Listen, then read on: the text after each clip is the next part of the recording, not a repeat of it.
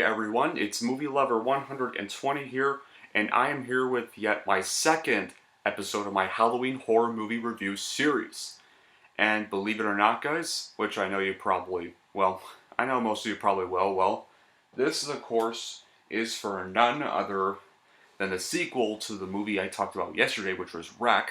Today, for episode 2, I am going to be talking about Wreck 2, aka Wreck 2 Fear Revisited. Man. Now, it'd be crazy how you could make a sequel to a film called Wreck, which kind of didn't really end on a sequel bait ending, but it's crazy that they made it and somehow it actually pulled off really well. It actually turned out to be a pretty good sequel.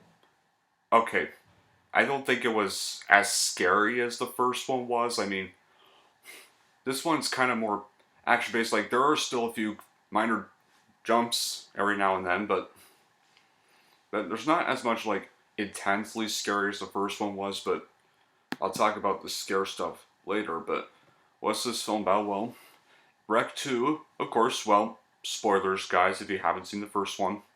And this is going to have a bit of spoilers in this review, but it picks up 15 minutes after the first film ended, taking us back to the quarantined apartment building where the virus ran rampant and turned the occupants into mindlessly violent raging beasts. This time, a heavily armed GEO team, aka the Spanish version of the USA of America's the SWAT team or the FBI, and a mysterious government official are sent in to assess and neutralize the situation and get any survivors out of the building. What they find inside actually lies beyond the scope of medical science, a demonic nightmare of biblical proportions more terrifying than they could have possibly imagined. Above all, it must be contained before it escapes to wreak havoc of the unsuspecting world outside.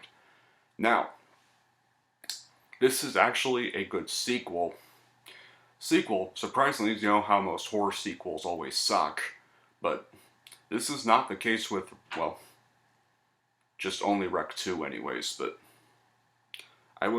shame I can't say much for the other Wreck sequels.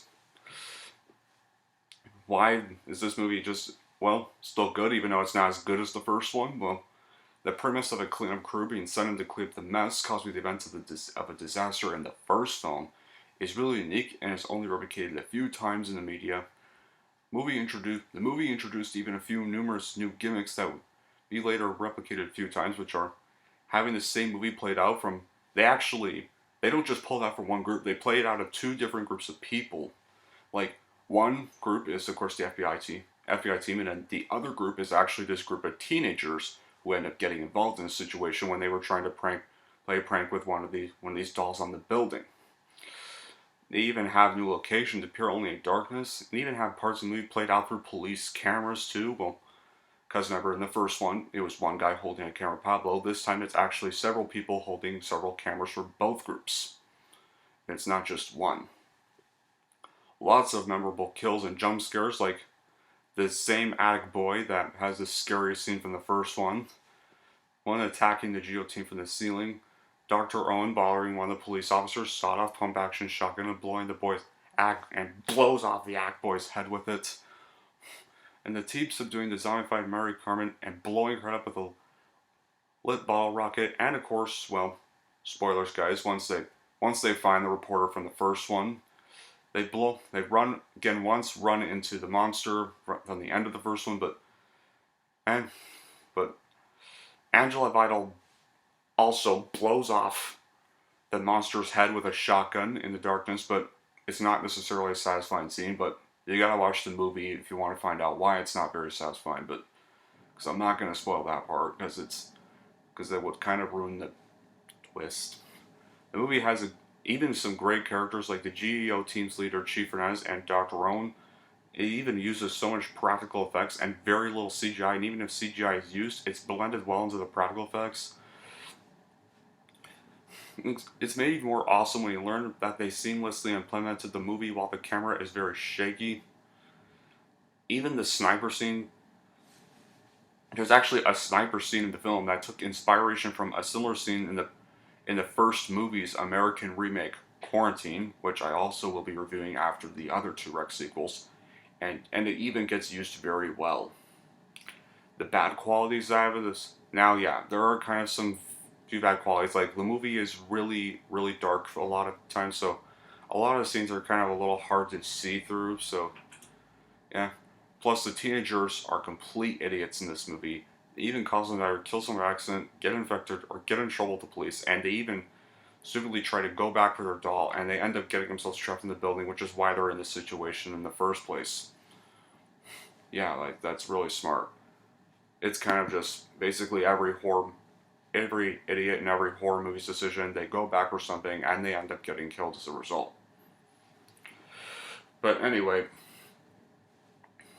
now, this was a surprisingly good sequel. I mean, it's hard for a horror sequel to be good. A lot of them usually suck and end up failing to top their predecessors. But Rec 2 actually managed to pull off really well. It worked really well for a sequel. I love how they picked up right after the first one and not just years after and rehashed the same movie again. They actually continue the story of the first one, and that's actually what makes it a good sequel. Sure, maybe I was expecting a little too much scares in this film, but I didn't really get scared as much by the sequel as I did with the first one, but to be fair, maybe I think it was because I was kind of already expecting the zombie bits to happen, so I kind of already knew what I was going to get into when watching this sequel, but all in all, this is still a pretty good sequel. If you haven't watched the first one, stop watching this review, go watch the first one, well, only if you haven't watched the first one, if you haven't watched the first one yet, go watch the first one, and then go straight, once you're finished the first one, go straight to Rec 2. They are two great horror films. They are absolutely worth seeing. I am going to give Rec 2, Fear Visited, or as I call it, Record 2, a 7 out of 10. Man, feels so exciting actually getting to do this horror movie review series, and I loved getting to talk about the first two Rec movies, and well, we now know there's actually two other Rec movies, so we all know what's next, and that is, well, none other than... no. What's unfortunately going to be the next review is Rec 3 Genesis. Yeah, that's going to be fun. But it'll be fun. It's going to actually be fun ripping it apart and bashing the crap out of it. So yeah, my next movie review for a Halloween horror movie review will actually be an angry movie review for Rec 3. Guys, thank you so much for... that'll be it for this video, guys. Thank you all for watching, and if you like this and want to see more, then don't forget to like and subscribe to Movie Lover 120.